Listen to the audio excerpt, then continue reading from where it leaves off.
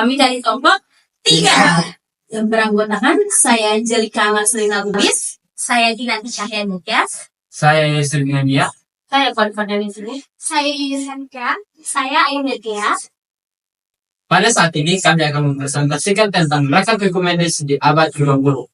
Selamat menyaksikan. Latar belakang terjadinya gerakan oikumenis. Tujuan utama gerakan oikumene abad yang ke-20. Gerakan ini bertujuan untuk mempersatukan gereja-gereja Kristen yang selama ini terpecah belah. Tujuan utama dari gerakan oikumene ini adalah 1. Menciptakan kesatuan dalam iman, yaitu mengakui suatu iman yang sama di dalam Yesus Kristus sebagai Tuhan dan Juru Selamat. Yang kedua, membangun persaudaraan, yaitu di mana mempererat hubungan antar umat Kristen dari berbagai denominasi. Yang ketiga, meningkatkan kerjasama, bekerja sama dalam bidang pelayanan dan misi gereja. Yang keempat, menjadi saksi Kristus, yaitu menyatukan suara dalam memberitakan Injil kepada para jemaat.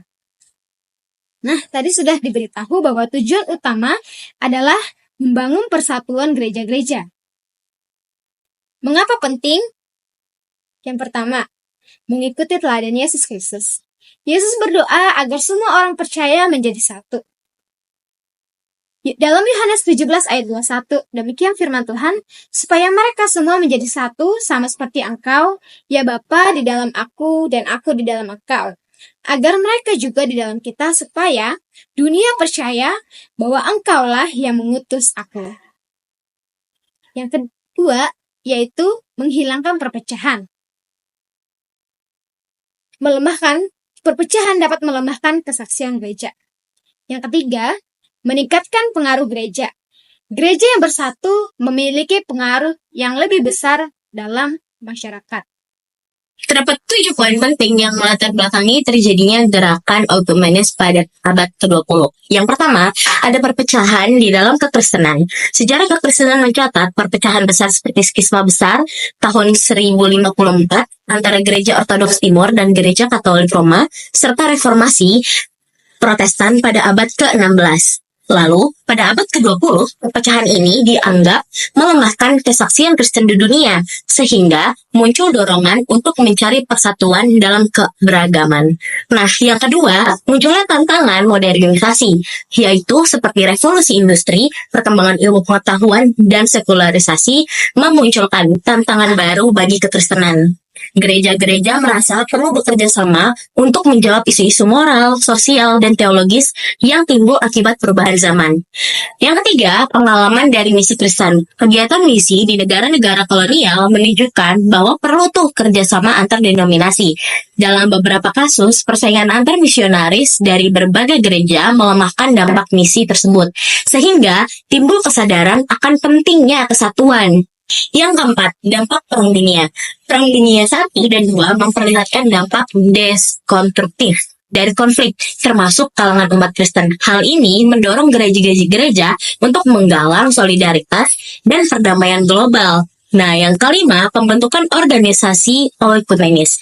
Pada tahun 1910, konferensi misi di Edinburgh dianggap sebagai awal dari gerakan oikumenis modern yang menyoroti perlunya kerjasama antar lintas denominasi.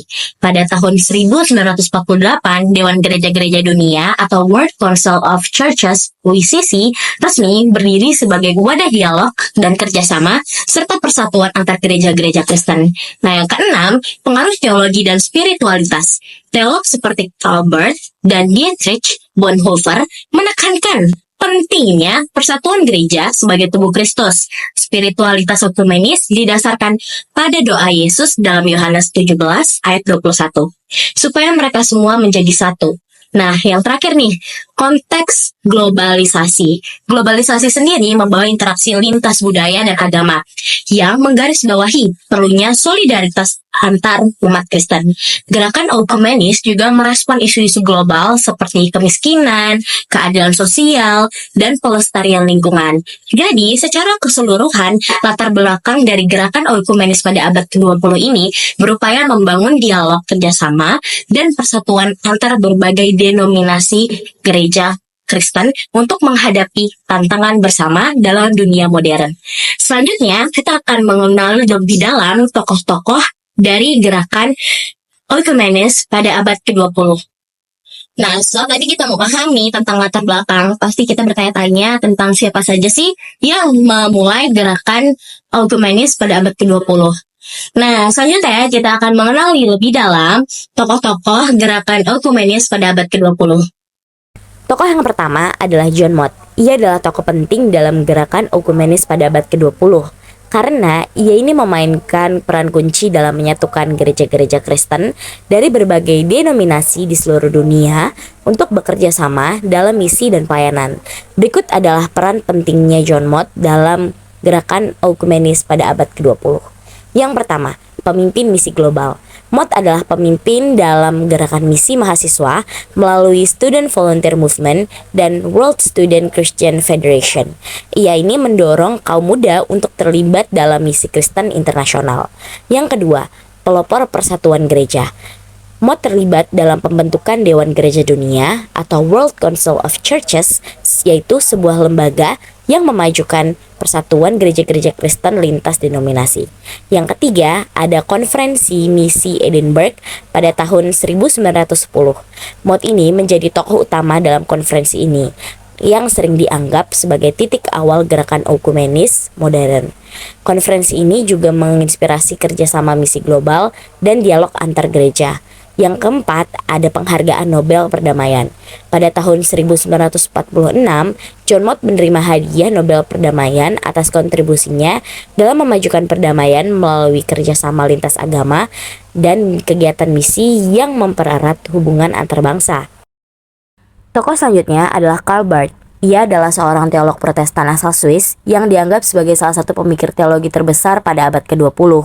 Ia mengembangkan teologi dialektis yang menekankan kedaulatan Allah dan otoritas Alkitab yang dipaparkannya dalam karya besarnya yang berjudul Church Dogmatics. Dalam konteks gerakan Oikomenes, Barth memainkan peran yang paling penting dalam memperjuangkan kebebasan gereja dari kontrol negara selama era Nazi di Jerman. Peran penting yang pertama adalah ia membantu merumuskan Barmen Declaration pada tahun 1934 yang menolak intervensi negara dalam urusan gereja. Peran yang kedua, Barth aktif dalam mendukung pembentukan Dewan Gereja Sedunia, memperkuat dialog lintas denominasi dan kerjasama antar gereja dalam semangat persatuan Kristen. Tokoh selanjutnya adalah Dietrich Bonhoeffer.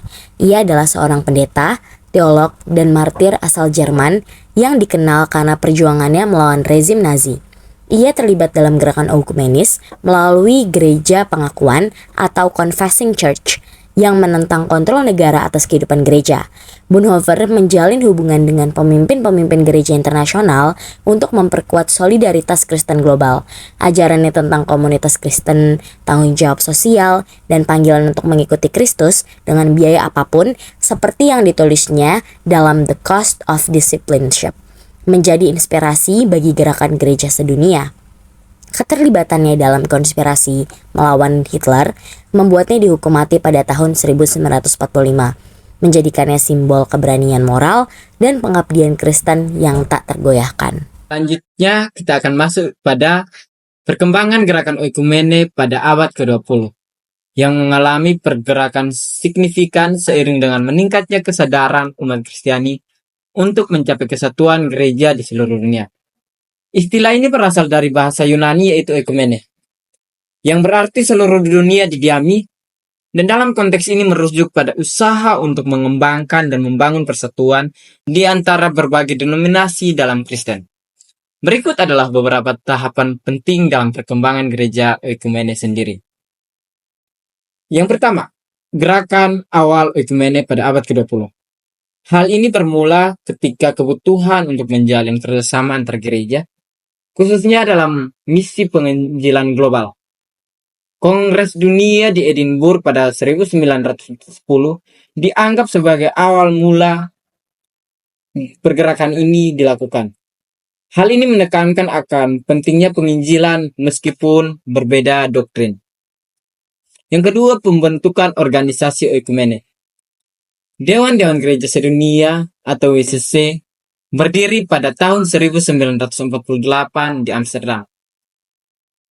WCC menjadi badan ekumene internasional utama di berbagai gereja yang menghubungkan berbagai gereja-gereja yang ada di dunia, yaitu Ortodoks, Anglikan, dan Katolik. Organisasi ini berfokus pada dialog teologis, aksi sosial, dan perdamaian. Komisi Fight and Order dibentuk untuk menyelesaikan perbedaan teologis di antara denominasi Kristen. Komisi Gereja-Gereja Dunia dalam misi dan evangelis menyelaraskan usaha penginjilan di berbagai belahan dunia. Yang ketiga, dialog dengan Gereja Katolik Roma. Meskipun awalnya Gereja Katolik menolak untuk bergabung, namun akhirnya Gereja Katolik Roma mulai terlibat dalam dialog ekumenes secara resmi sejak Konsili Vatikan II. Konsili ini menekankan akan pentingnya persatuan Kristen dan membuka pintu kerja bagi sesama lintas denominasi. Deklarasi ini menekankan komitmen Gereja Katolik untuk dialog ekumenis. Perkembangan selanjutnya adalah kerjasama lintas denominasi. Pada abad ke-20, banyak lembaga dan organisasi Kristen membentuk kemitraan lintas denominasi untuk menangani isu global seperti kemiskinan, ketidakadilan, konflik, dan lingkungan. Gerakan seperti Work of Prayer for Christian Unity menjadi simbol penting dalam memperkuat semangat ekumenis. Perkembangan yang terakhir adalah tantangan dan perkembangan lanjutan. Meskipun mengalami kemajuan, gerakan ekumene menghadapi tantangan seperti perbedaan teologi yang mendalam, pandangan konservatif vs progresif dalam gereja, dan meningkatnya pluralisme agama. Pada akhir abad ke-20, fokus ekumene mulai bergeser ke isu-isu sosial dan politik, seperti hak asasi manusia, perdamaian, dan keberlanjutan yang membutuhkan kerjasama lintas agama. Berikutnya saya akan menjelaskan mengenai beberapa tantangan yang terjadi pada masa gerakan ekumenis pada abad ke-20.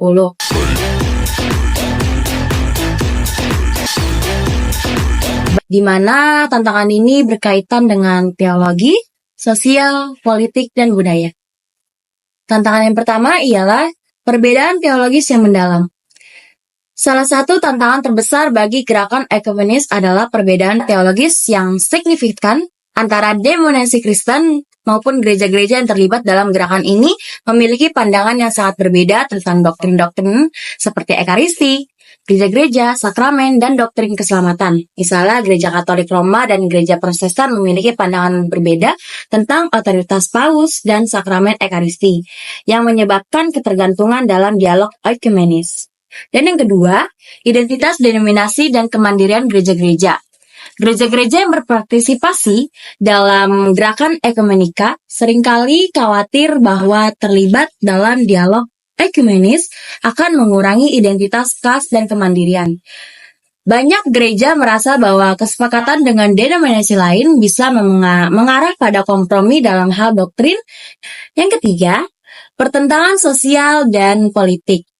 Gerakan ekumenis juga tidak terlepas dari pengaruh dinamika sosial dan politik di banyak gereja-gereja maupun gereja-gereja Kristen yang konflik sosial dan politik yang mempengaruhi hubungan antar denominasi. Misalnya selama Perang Dunia Kedua dan perang-perang lainnya. Gereja-gereja di Eropa terpecah dalam sikap mereka terhadap rezim-rezim yang berkuasa yang memperburuk Ekumenis. Tantangan selanjutnya ialah kecenderungan sekularisme. Arti dari sekularisme tersendiri ialah pandangan yang memisahkan agama dengan kehidupan sosial dan politiknya. Dalam hal ini, banyak orang yang sudah tidak lagi mempraktikkan keagamaan, atau mereka sudah tidak lagi beribadah atau melakukan kegiatan-kegiatan keagamaan yang lainnya.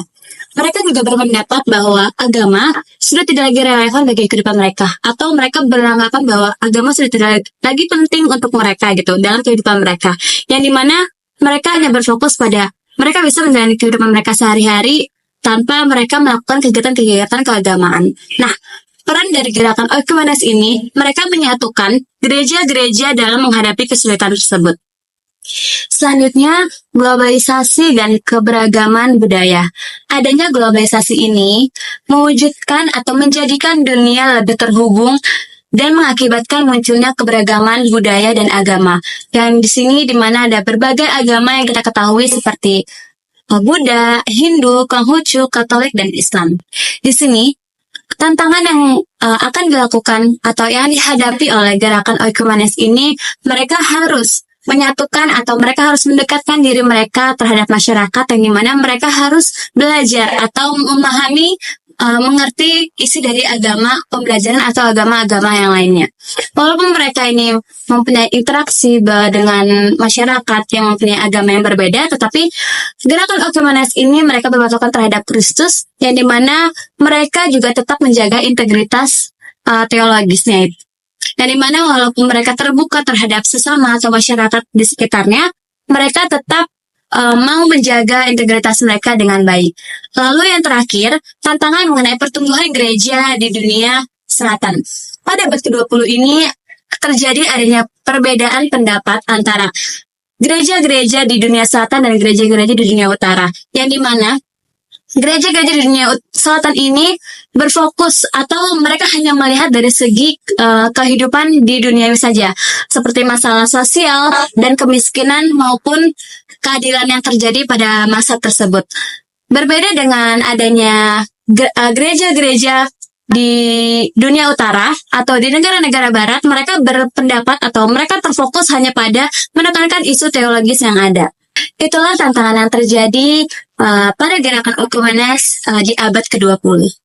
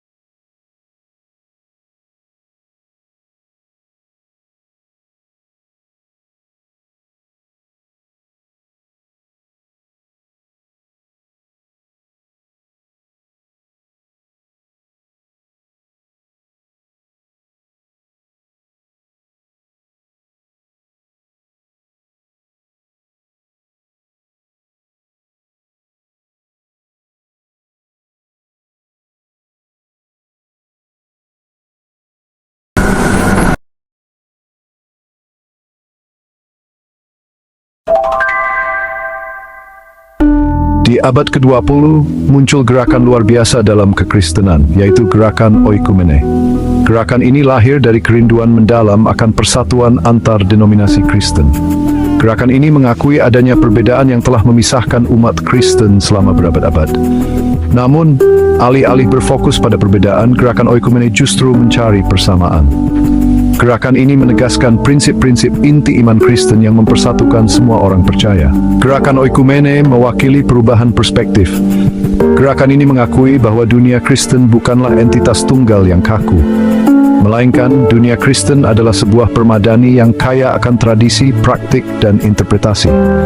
Gerakan ini berusaha mendorong dialog, pemahaman, dan kerjasama di antara beragam ekspresi kekristenan ini. Gerakan ini mendorong gereja-gereja untuk belajar dari satu sama lain dan bekerja sama. Visi gerakan Oikumene sangat ambisius dan penuh harapan. Gerakan ini bertujuan untuk mengatasi perpecahan historis dan perselisihan teologis. Gerakan ini menginginkan masa depan di mana umat Kristen terlepas dari perbedaan mereka dapat berdiri bersama sebagai satu tubuh di dalam Kristus. Gerakan ini adalah dan masih merupakan bukti kekuatan kasih Kristen yang abadi dan upaya mengejar persatuan. Salah satu ajaran paling mendalam dari gerakan Oikumene adalah pengakuan akan keberagaman sebagai kekuatan, bukan kelemahan. Gerakan ini menantang anggapan bahwa persatuan menuntut keseragaman. Sebaliknya, gerakan ini merangkul kekayaan dan keindahan beragam ekspresi iman Kristen yang ditemukan di berbagai denominasi. Gerakan Oikumene membantu umat Kristen melihat bahwa keberagaman bukanlah ancaman bagi persatuan. Keberagaman merupakan bagian integral dari pengalaman Kristen. Sama seperti tubuh manusia yang terdiri dari banyak bagian, masing-masing dengan fungsinya yang unik. Demikian pula tubuh Kristus terdiri dari anggota yang beragam, masing-masing dengan karunia dan perspektifnya sendiri. Pemahaman tentang keberagaman ini berakar pada narasi Alkitab itu sendiri.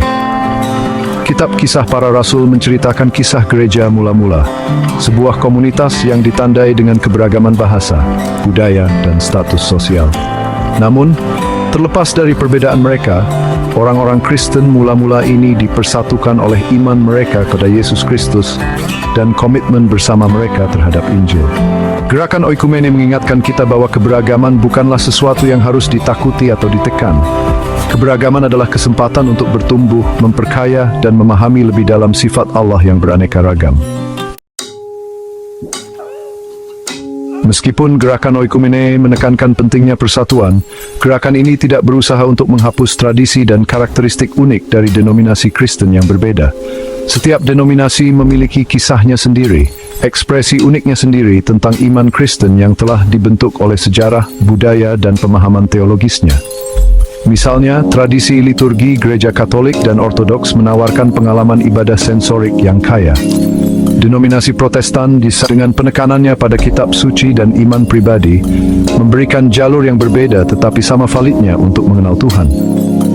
Gereja Pantekosta, dengan fokusnya pada Roh Kudus dan karunia rohani, membawa semangat dan keintiman pada pengalaman Kristen. Berbagai ekspresi kekristenan ini tidak bertentangan, tetapi saling melengkapi. Mereka memperkaya permadani iman Kristen, masing-masing menawarkan wawasan uniknya sendiri ke dalam misteri dan keajaiban Tuhan. Gerakan oikumene mendorong gereja-gereja untuk saling mendekati dengan kerendahan hati dan rasa hormat, mengakui bahwa masing-masing memiliki sesuatu yang berharga untuk ditawarkan. Dengan merayakan tradisi unik dari denominasi yang berbeda, gerakan oikumene mempromosikan visi persatuan yang tidak didasarkan pada keseragaman, tetapi pada rasa saling menghormati, pemahaman, dan apresiasi terhadap kekayaan pengalaman Kristen.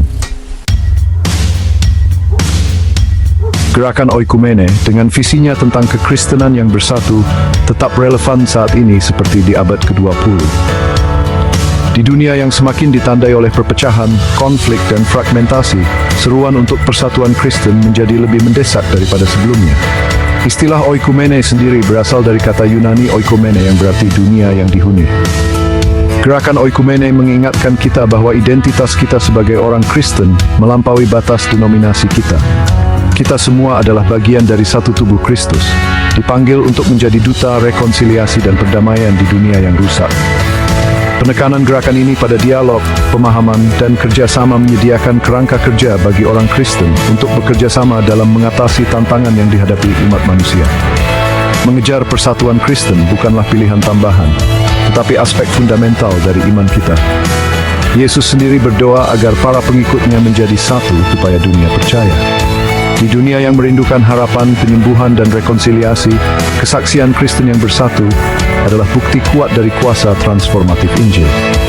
Warisan gerakan oikumene terletak pada seruannya bagi orang Kristen untuk merangkul keberagaman sebagai kekuatan, merayakan tradisi unik mereka, dan bekerja sama demi persatuan tubuh Kristus.